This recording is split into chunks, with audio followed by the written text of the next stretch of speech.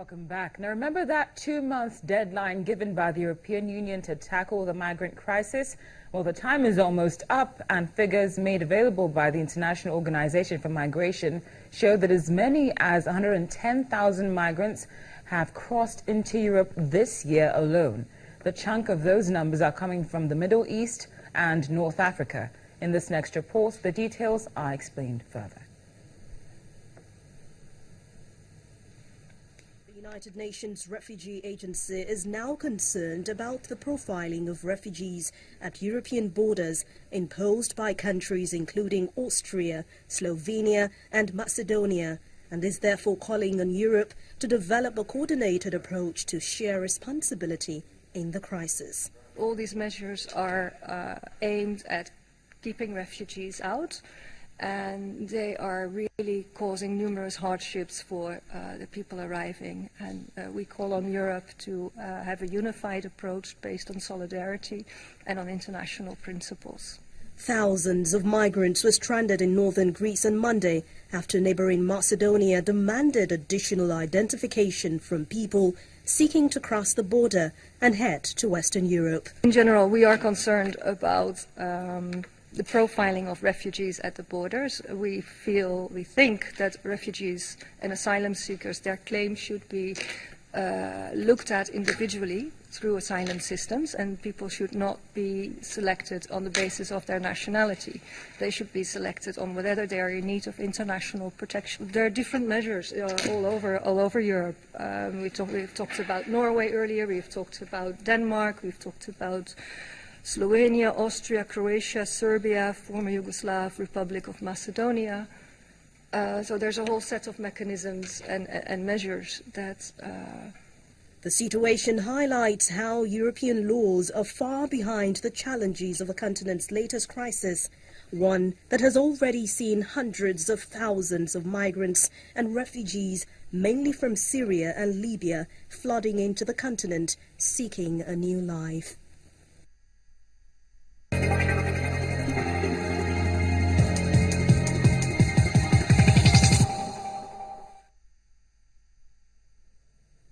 Welcome to our Focus on Burundi segment, which happens every Wednesday. Now, as we told you yesterday, the UN Secretary General, Mr. Ban Ki-moon, was in Burundi for a day to convince President Nkurunziza to engage in dialogue and release about 2,000 prisoners. Here's an excerpt of the announcement by Mr. Moon himself.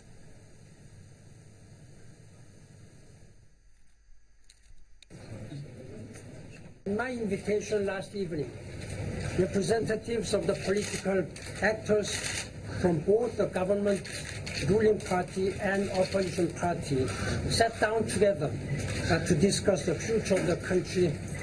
Nothing prevents from continuing on this course. I was very much encouraged that the political leaders, whether they are sitting in government ruling party or opposition, they promised that they will engage in inclusive dialogue. This is what President Nkurunziza also confirmed, that he will be engaging in inclusive dialogue. Secretary General Mr. Ban Ki-moon. Now, however, contrary to what Mr.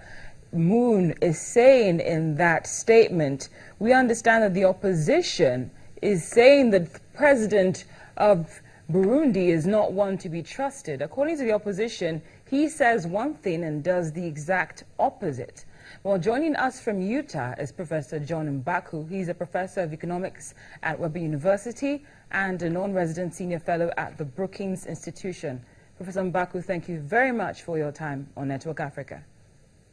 Thank you for the opportunity. Of course. Now, I had an earlier conversation with you, and basically what you said as at yesterday and what the opposition is saying right now, they match. So what exactly makes you believe that President Nkurunziza might actually not keep to his word regarding inclusive dialogue?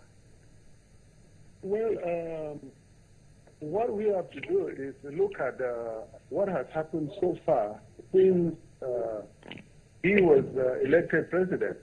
He's made a lot of promises to many groups. He told the African Union that he's going to take care of the violence. And when the UN Security Council was in his country just a little while ago, he promised them that he was going to resolve the problem. And still he has not yet done so. So it is understandable that the opposition is skeptical about the promises that he's made. But one of the things that we have to keep in mind here is that if the president calls himself or engages himself in this dialogue with the opposition and do so without what we are going to see in Burundi is the continuation of violence. And there is a possibility that the state does actually worsen, and that is possibly to kind of war that will continue, that actually destroy the country and create more problems for not just the president himself, but also for Burundi and the region. So it's very, very important for the president to understand that he must engage all relevant stakeholders in the kinds of robust dialogue that would produce an outcome that in the right direction. Now, Professor, in the event the president does not actually follow through with what he told the UN Secretary General, what kind of consequences are we looking at? Well, obviously the violence is most likely to continue, and the humanitarian situation will worsen.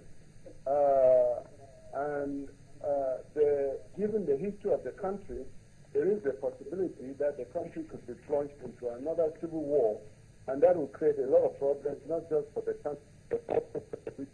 So it's very important that the president keeps his promise and continue the dialogue that he's already started, as indicated by the Yes. Ban Ki-moon. If the president doesn't do that and engage in the type of dialogue that will be a solution to the violence, I think Burundi is in line for more trouble in the future. Professor, without coming across as pessimistic, what other option is left for Burundi in the event that things don't actually play out the way that Burundi hopes that it would? Now, I think as the Secretary General said before he left Burundi, that this problem is actually a problem for Burundians, and that in order for there to be sustainable peace in Burundi, the people of Burundi must be given an opportunity to solve this problem.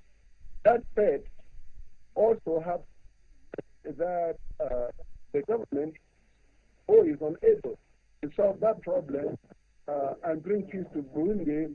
The African Union, working with the East African community, something. Otherwise, the country will be allowed to get to the point where it may not be. Get to the point where it might not be possible for the government to solve the problem. So, if the government of Burundi is unwilling or is unable to engage the opposition, I think that it may be time for the African Union to come together, either in a special session, and decide what to do as a way forward to force to engage. Professor Marcus, thank you very much for joining us on Network Africa. It's been a pleasure, as always.